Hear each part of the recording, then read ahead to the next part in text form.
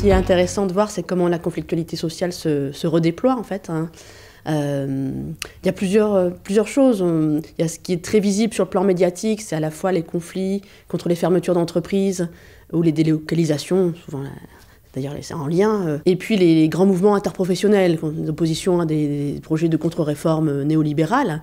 Mais la conflictualité sociale, elle va au-delà de ça. Bien sûr, ce sont des temps importants, ces conflits, notamment dans le monde industriel, et puis ces grands mouvements interprofessionnels.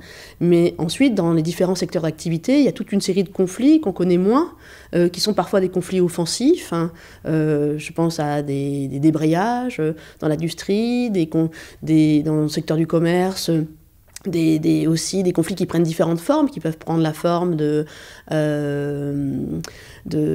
retrait par rapport on va arrêter l'activité de travail sans que ce soit forcément une grève déclarée, de pétitions, de manifestations. Donc il y a toute une diversification en fait de la conflictualité au travail, une transformation sous contrainte de la transformation des entreprises, de l'éclatement des statuts des salariés, mais contrairement à ce qui est souvent dit, où on voit plutôt une atonie des conflits sociaux ou tendance à la baisse, il me semble qu'il faut plutôt être attentif au mouvement de redéploiement, de recomposition de cette conflictualité au travail en fait.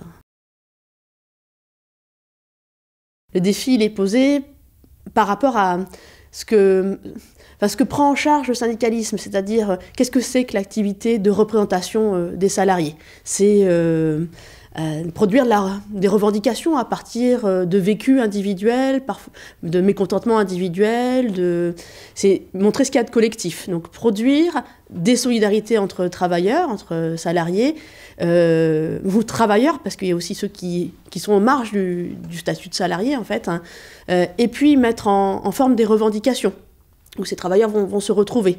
C'est produire des soutiens par rapport à ces revendications. C'est aller parfois vers la mobilisation pour faire entendre ces revendications. C'est aussi porter ces revendications devant l'employeur et du coup réussir à négocier et à obtenir des choses en fait. Donc par rapport à tout un petit peu ce schéma de représentation, ce schème de représentation des travailleurs, il faut se demander aujourd'hui ce qu'il faut repenser dans le syndicalisme pour y parvenir.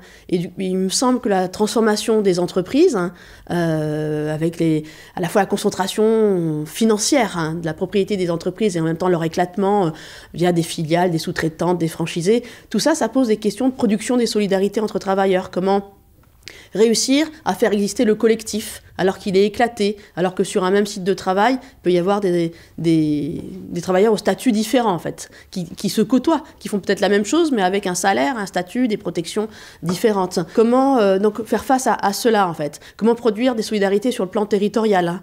Je crois que c'est ce qui est posé au syndicalisme, un petit peu comme au début du siècle, du XXe siècle plutôt.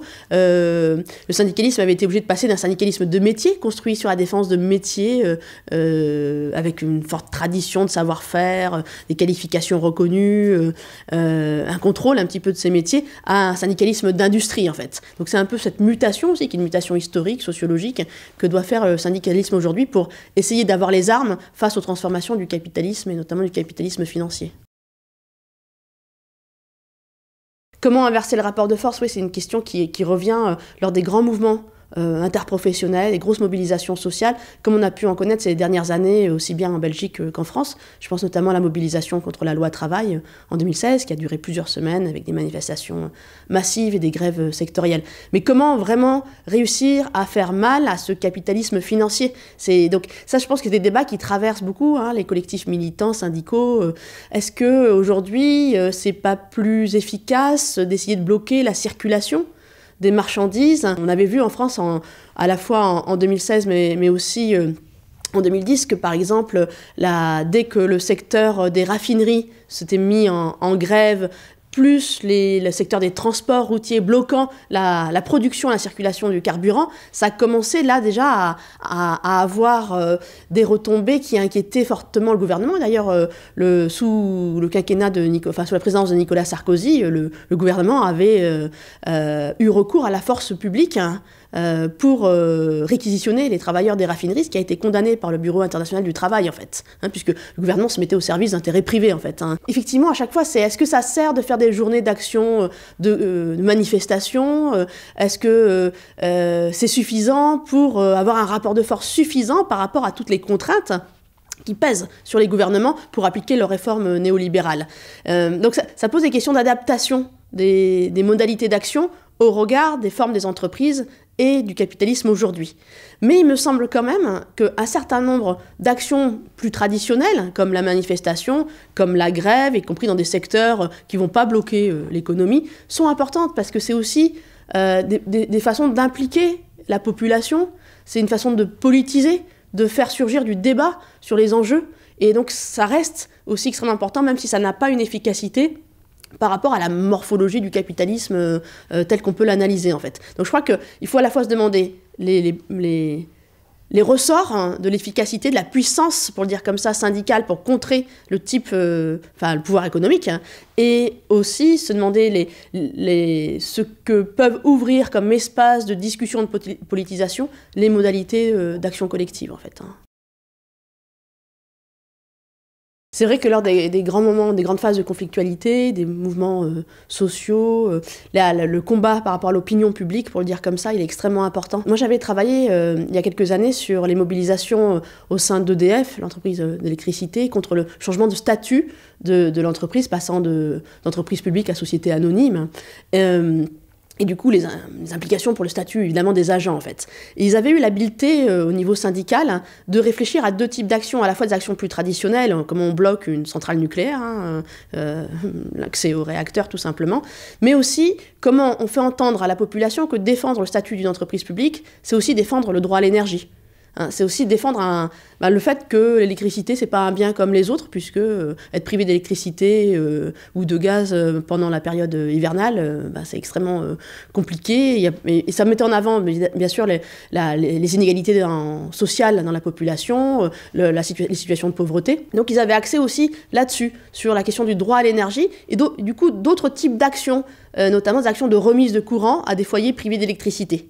Et bon, ça me semble assez intéressant dans l'action syndicale pour essayer d'articuler des registres de mobilisation qui parlent plus largement aux usagers, à la population, et des registres d'action qui ont, eux, plutôt comme finalité d'essayer de bloquer l'outil de travail et de contraindre la direction de l'entreprise ou du secteur donné à négocier, en fait. Donc je crois que la réflexion stratégique côté syndical, elle est sans doute dans la combinaison, l'articulation de ces deux types de registres, en fait. On voit bien aussi que dans des secteurs peu syndiqués, où il y a peu d'implantation syndicale, le fait de pouvoir s'appuyer sur d'autres mouvements sociaux, sur des collectifs, sur des associations, des militants ou des sympathisants de ces associations, de ces collectifs, c'est extrêmement important, puisque ça va donner de la force là où il n'y en a pas. Appeler à un rassemblement devant un hôtel pour défendre la cause des femmes de ménage, personnel de nettoyage qui sont en grève, mais qui sont isolées, appeler un rassemblement dans un centre commercial ou une galerie commerciale pour soutenir les employés de telle ou telle boutique, ça a beaucoup d'importance en fait. Donc cet élargissement, il peut aussi donner de la force à ceux qui se retrouvent en position de faiblesse dans leur entreprise parce qu'ils sont sur un statut différent, parce qu'il n'y a pas de syndicat ou d'autres éléments comme ça en fait. Ces enjeux de produire la solidarité en élargissant un petit peu le spectre du syndicalisme, en essayant de construire des alliances, des coopérations avec d'autres types de mouvements. Et bon, il y a des pays où c'est plus fort. En Belgique, il y a des traditions de travail avec les associations, avec le secteur de l'éducation populaire, etc. Donc ça, c'est très important pour pouvoir élargir les soutiens et aussi réussir à produire un discours plus large sur la mobilisation, en fait.